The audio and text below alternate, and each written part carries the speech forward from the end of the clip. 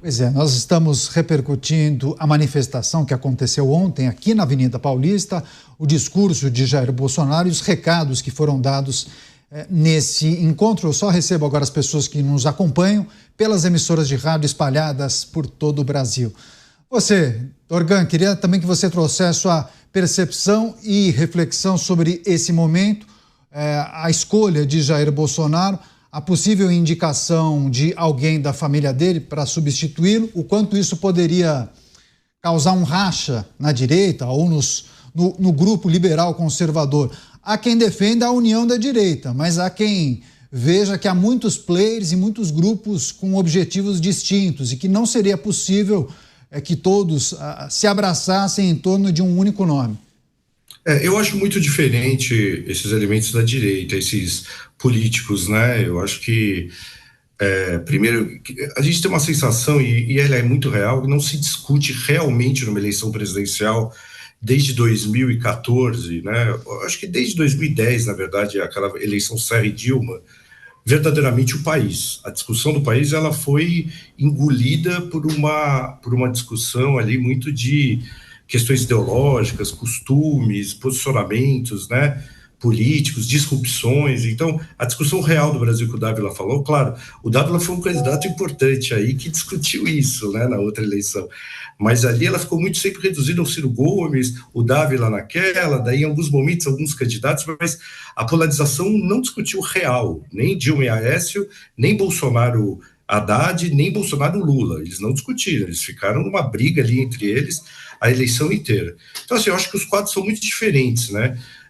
Eu acho que esse arranjo mais centralizado, capitaneado principalmente pelo PSD, que deve ter alguma coisa do MDB ali, alguns deputados ali mais centralizados da centro-direita, e isso é uma discussão, né? Você vê que ali é um viés muito de desenvolvimento econômico, fala muito do Brasil como um Brasil que precisa ter uma política industrial, mesmo todo mundo falando que não é mais tempo disso, que já passou a questão da industrialização, o pessoal ainda ali defende a questão do agronegócio, uma série de coisas. Daí você tem uma discussão liberal pura que assusta o Brasil, ok?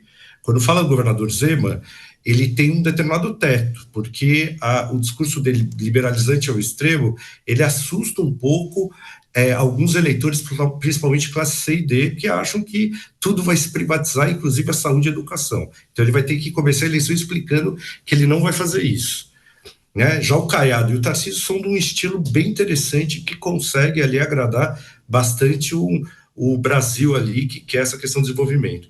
E o Bolsonaro, ele se apega muito na questão de costumes, eu acho que ele está muito ao extremo ali. Eu acho que o eleitor, eu acho que alguém da família Bolsonaro, candidato, ele vai atrapalhar profundamente a direita nessa eleição. Por quê? Porque a partir do momento que alguém da família Bolsonaro, vamos supor que o Bolsonaro não queira indicar um dos governadores e peite a questão da mulher ou dos filhos, candidatos, sei lá. Esse candidato, por uma força eleitoral muito grande do Bolsonaro, ele vai ter no mínimo 25% da eleição. Ele tendo ali no mínimo 25%, e eventualmente o Caiado, que eu acho que não acredito que compõe aí com alguém da família Bolsonaro, vai querer sair candidato. Daí pode começar a querer sair um monte de candidatos ao centro. Numa dessa, a Michele ou o Eduardo vão para o segundo turno com o Lula, e numa dessa, o Lula pode ganhar. Essa é a grande, eu acho, talvez, a única chance do Lula vencer uma eleição. Porque daí a gente volta para a discussão de rejeições no segundo turno, que é o que rege o segundo turno, não é nem uma que os americanos chamam de eleição negativa, né? Aí vira uma eleição negativa de quem é o menos rejeitado. E aí, outra vez, a gente pode ter uma eleição parecida com 22. Então, assim, a direita tem uma grande chance de ganhar essa próxima eleição, mas muito dentro desses governadores desenvolvimentistas, com um ou dois candidatos no máximo ali naquele corredor. Se isso acontecer, é muito difícil o Lula, com essa queda de aprovação e com esse problema de... O governo do Lula não se achou ainda, ele não se define sobre uma série de áreas. O Felipe está certo, eu concordo. Não sabe para onde vai em vários corredores ali do governo. Então, aí sim, os governadores eles têm uma grande chance de ganhar até uma eleição de primeiro turno, eu não acho impossível, entendeu? Com uma composição ali do Tarcísio, com alguém do MDB ou do PSD, ou desses grupos mais centralizados na vice, uma composição nacional, a chance é muito grande. Mas se tivesse a insistência do Bolsonaro, da família ali, isso pode ter uma polarização, pode ter uma fragmentação muito grande da direita, e alguém da família Bolsonaro no segundo turno, isso pode outra vez forçar um eleitor centralizado a votar no Lula. Eu vejo o eleitor centralizado nessa eleição com uma grande disposição em votar num candidato mais à direita, mas não tão à direita. Exatamente como aconteceu em São Paulo, no Nunes ali. Quando o Nunes chegou à reta final, tinha um eleitor centralizado ali, que é o eleitor que aumenta desde 22, ok? Principalmente a partir de 24 ele volta a aumentar, que é aquele eleitor que a gente chamava eleitor azul antes de 2014, e ele ali optou pelo Nunes, em vez de ter optado pelo Paulo Marçal. No primeiro turno ele opta em massa pelo Nunes. E daí o segundo turno do Nunes foi muito fácil, porque ele agregou tanto o voto da direita como centralizado, e até um centralizado que pode até cair um pouco à esquerda, ok? E daí entra atores como Eduardo Leite ou Raquel Lira, que seriam candidatos a vice interessantes ali por um governador. É isso. Vou até passar a palavra para o Dávila, também trazer suas ponderações, que é um tema que a gente tem tratado bastante aqui, né, Dávila? Em relação aos caminhos possíveis para a direita, você sempre destaca essa necessidade do fortalecimento desse grupo, dos governadores, e o entendimento de que é possível pensar, sim, em uma única força. Se isso não acontecer, cada grupo lançaria o seu. Em um eventual segundo turno, aí sim haveria essa somatória de forças. Mas como o Dorgan trouxe essas ponderações, inclusive citou a sua candidatura lá atrás, queria que você também concluísse, trouxesse a sua percepção sobre os caminhos possíveis para a direita. Um grupo maior, diferente, mas unido, ou talvez no primeiro turno haja uma ruptura, alguns grupos devem lançar nomes, e aí em um eventual segundo turno haveria essa somatória de forças? Olha, é muito difícil prever o futuro. O que nós podemos dizer é que esse período aqui até o final do ano vão testar nomes nas pesquisas de opinião. E haverá nomes que terão maior aderência. E se realmente alguns nomes tiverem mais aderência que outros, isso começa a abrir ali um espaço para uma negociação. Agora, se ficar embolado, as coisas podem ser bem diferentes. Então, primeiro precisa testar os nomes em pesquisas qualitativa, quantitativa e nas pesquisas de opinião. Isso é a primeira. Mas voltando aqui ao meu comentário, o que eu acho importante a pauta é muito parecida. A dosagem de diferença da pauta desses governadores é mínima, tanto que é um entendimento danado. Você pegar do Eduardo Leite, que era PSDB, agora foi pro PSD, Tarcísio, Ratinho, Zema, até o Fonteles, que é do PT lá do Piauí, é uma pauta reformista, baseada em política, baseada em resultado e evidência, olhando para dados, largando a mão dessa política ideológica populista antiga, que é a política do governo federal. Nenhum deles tem isso. Aliás, não tem nenhum governo. Tanto é que o PT só vai ter governador competitivo em 3 estados, e olhe lá.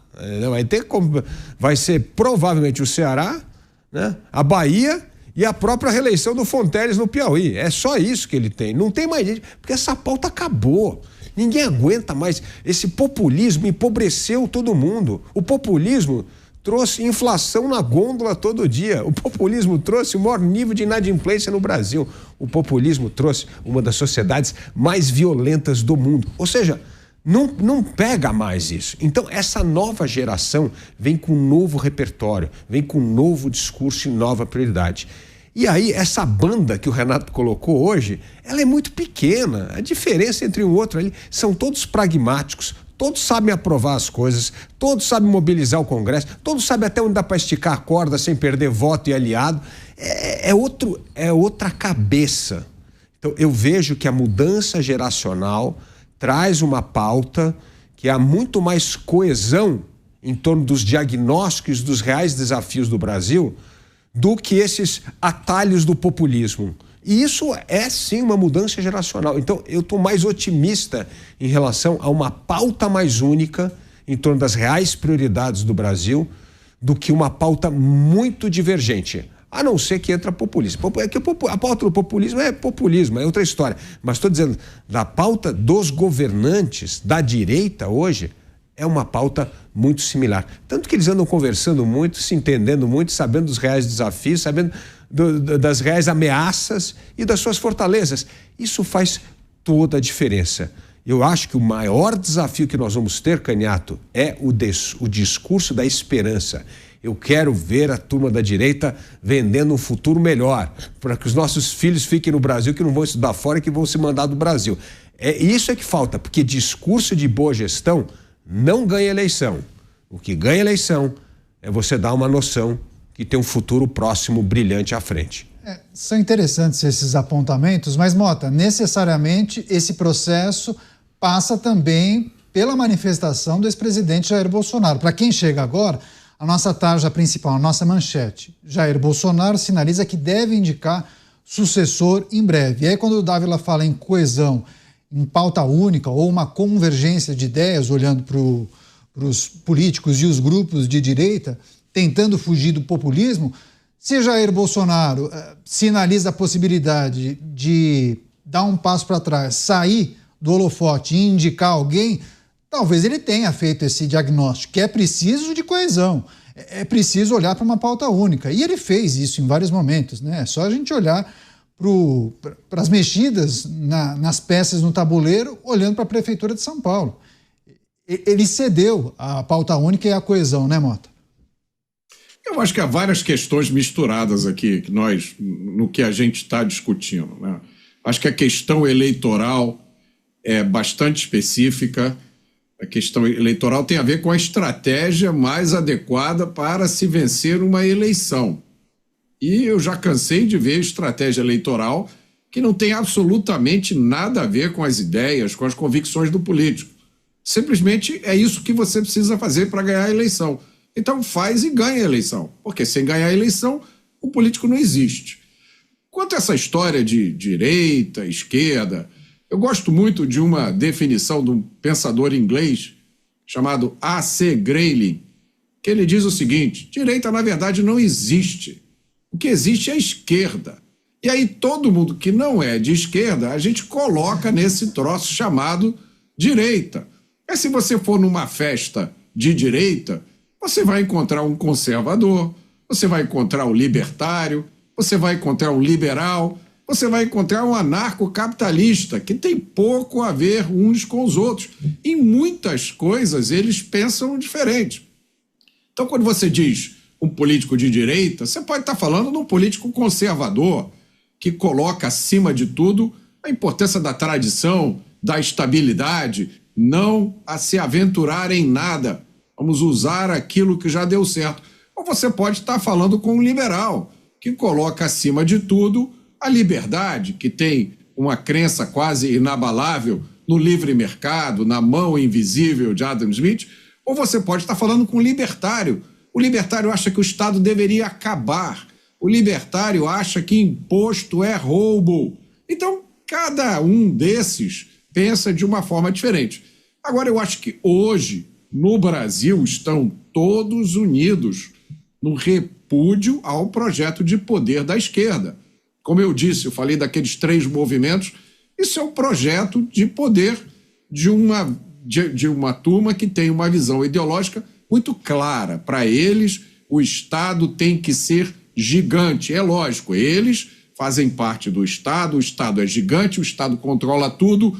Agora, na sua última decisão, o Estado controla até o que a gente pode dizer. E controlando o que a gente pode dizer, controla o que a gente pode pensar. Porque você, para pensar, você pensa com palavras, né? A gente, de vez em quando, esquece disso. Quando você tira do vocabulário das pessoas a possibilidade de dizer certas coisas, você está tirando a possibilidade delas pensarem. Então, eu acho que isso é o grande ponto em comum em todos esses políticos que a gente, por falta de um nome melhor, chama de direita. É o repúdio a um projeto de poder totalitário, repressivo, onipresente, que vê o cidadão apenas com 2 funções. Olha, meu filho, paga todos os impostozinhos que a gente vai criar para você e a cada 2 anos você vem aqui dar o seu votinho e dar graças a Deus pela democracia que a gente tem nesse país. Várias notícias no programa de hoje. Quer fechar, Renato? Não, eu quero fazer uma provocação, né? Eu não me coloco aqui nem como esquerda nem como direita, mas cuidado, porque a direita, nos anos 40 do século passado, a Inglaterra era de direita, os Estados Unidos era de direita, mas a Alemanha e a Itália também eram de direita. Então existem várias fragmentações da direita, não tenho nenhuma dúvida, tem fragmentações dentro e fora da democracia. E a esquerda, o que a gente chama de esquerda, tem vários tipos de esquerda, tem o comunismo, tem a social-democracia, tem o liberal-socialismo, você tem o socialismo leninista, daí você tem as denominações ali, que também não são só totalitárias, o comunismo em si e a ditadura do proletariado, porque a social-democracia hoje, para muitos teóricos de direita, ela é de esquerda. E a social-democracia é a vida que se tem, por exemplo, nos países escandinavos, que é o que tem na Alemanha, o que tem na França. Então, assim, a direita tem desde o liberal, do liberal econômico, do social-liberal, mas também tem regimes que já foram de direita bem totalitária, né? Que hoje os países do Ocidente são democráticos, né? A maioria, mas tem sistemas totalitários de direita também. Não é só o cinema americano, a direita não é só os Estados Unidos, né? Lógico. A gente vai seguir acompanhando essas movimentações e, naturalmente, se houver qualquer tipo de informação adicional para a gente trazer para esse debate, especialmente as manifestações desses atores políticos da direita, a gente traz aqui e amplia o nosso debate.